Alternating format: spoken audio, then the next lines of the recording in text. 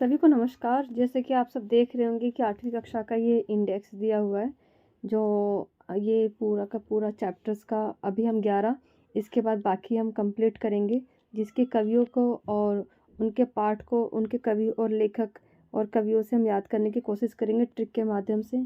तो इसमें मैं आपको पहला बताना चाहूँगी कि अगर किसी व्यक्ति विशेष पे कोई टिप्पणी नहीं है, खाली याद करने के लिए एक ट्रिक है।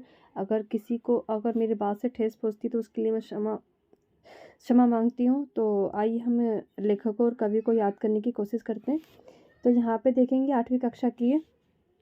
पहला है कविता हमारी ध्वनि, जिसको लिखा है हमारे सूर्यकांत त्रिपाठी निराला जी। तो इसको कैसे याद करेंगे? तो ध्वनि कैसे होती है? निराली। ध्वनि कैसे होती है? निराली। ठीक है, तो इससे सूर्यकांत त्रिपाठी से निकला निराला। तो ध्वनि कैसी होती है? निराली। अब देखिए हमारा अगला जो है कहानी है लाख की चूड़ियाँ। तो लाख की चूड़ियाँ जो हमारे लेखक है कामता नाथ जी हैं। तो कामता नाथ से निकला हमारा कीमत। तो हम चूड़ी को कैसे लाख रुपए की कीमत दे के ही खरीदते हैं। चूड़ी को कैसे देखते हैं? लाख रुपए की कीमत दे के ही खरीदते हैं। ठीक है, कीमत दे के कामता से निकला कीमत। उसी तरह से अगला देखेंगे तीसरा, बस की यात्रा। बस की यात्रा ये व्यंग है जो हरिशंकर परसाई जी द्वारा लिखी गई है।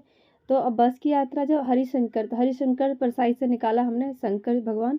तो शंकर भगवान की यात्रा के लिए हम बस की यात्रा करेंगे। अब बस से ही जाएंगे ना, कहीं जाएंगे भगवान की यात्रा करने के लिए। तो बस की यात्रा, ठीक है। शंकर भगवान की जब हमने यात्रा की तो किससे की? बस से की। तो हमारा अगला देखते हैं चौथा, दीवानों की हस्ती। ये कविता है और जो हमारे कवि हैं भगवती चरण वर्मा जी।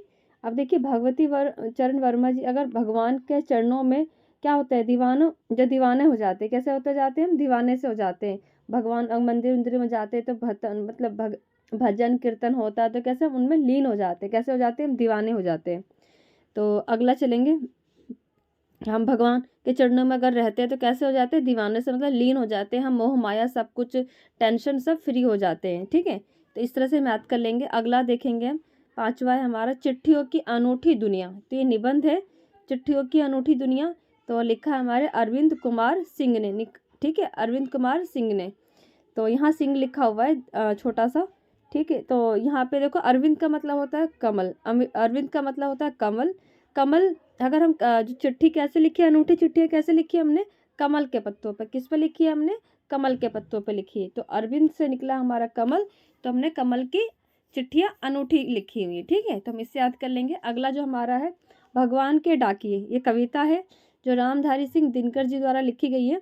ठीक है, जो कविता है दिनकर जी द्वारा लिखी गई है। तो रामधारी सिंह दिनकर से निकला हमारा दिन भर। क्या निकला हमारा? दिन भर। तो दिन भर जो डाकिया क्या करता है? काम करता है। डाकिया क्या काम करता है? दिन भर काम करता है। तो दिनकर से निकला दिन भर, तो डाकिया करता है क्या?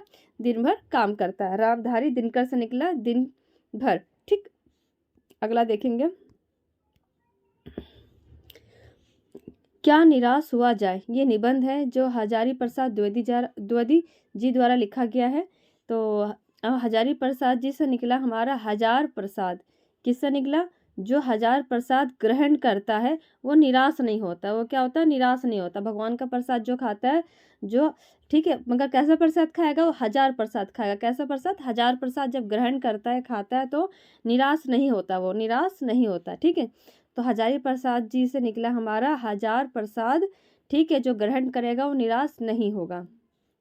अगला देखेंगे हम, आठवां है, ये सबसे कठिन समय नहीं है। तो कठिन समय नहीं है, ये जो ये कविता विधा में लिखी गई है, जिसकी हमारी कवित्री हमारी जया जादवानी जी। ठीक है, ये जादवानी जी लिखी है। तो जादवानी से निकला जायदाद। जादवानी से निकला हमारा जायदाद। तो जायदाद जिसके पास होती है उसका कठिन समय बीत जाता है। कठिन समय क्या हो जाता है? बीत जाता है। ठीक है, तो ये समय कठिन समय नहीं है। तो कठिन समय बीत जाएगा। जायदाद, ठीक है, तो हमारे जादवानी जी से निकला हमारा जायदाद। ठीक, तो अगला देखेंगे कबीर की साखियाँ। ये कबीर जी द्वारा लिखी गई। इसमें याद करने का कुछ भी नहीं है, आपको याद हो जाएगा आराम से। कमजोर कहानी विधा में लिखी गई, जिसके लेखक हमारे इस्मत चुगताई जी। इस्मत चुगताई से बना हमारे चुगली।